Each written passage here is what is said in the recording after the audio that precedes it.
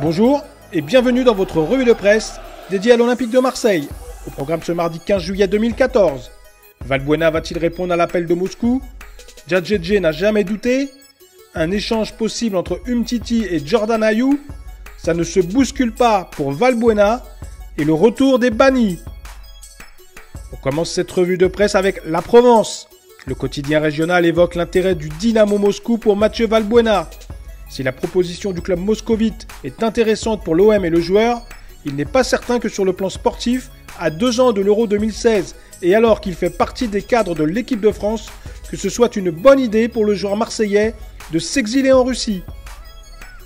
Du côté du site internet de l'OM, on donne la parole au défenseur ivoirien Brice Djadjedje.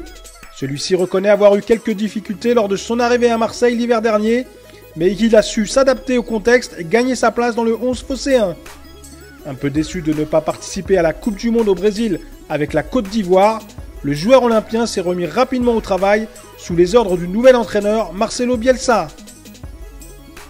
Le site internet du magazine But évoque pour sa part la possibilité d'un échange entre Jordan Ayew, l'attaquant de l'OM, et le défenseur de l'Olympique lyonnais, Samuel Umtiti.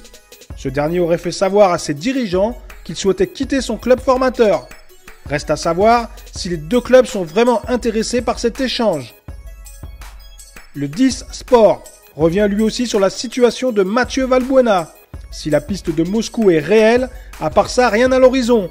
En dépit de leurs intérêts respectifs, les clubs de la Fiorentina, du FC Séville et du FC Valence n'ont à ce jour émis aucune offre concernant le joueur marseillais, notamment en raison de son salaire élevé, estimé à 4 millions d'euros annuels. On termine cette revue de presse avec BFM TV. La chaîne d'information fait un focus sur le retour des bannis à l'OM. C'est ainsi que Modou Sogou, Foued Kadir, Saber Khalifa et Rod Fanny vont retrouver le groupe de la réserve et du CFA2 sous les ordres de Thomas Fernandez, responsable du centre de formation, ce mardi. Voilà, c'est terminé pour aujourd'hui. On se retrouve dès demain pour un nouveau tour d'horizon de l'actualité olympienne. En attendant, vous pouvez retrouver toutes les infos sur notre site internet footmarseille.com, regardez nos vidéos sur Dailymotion et partagez votre passion sur nos comptes Facebook et Twitter. Bonne journée à tous et allez l'OM!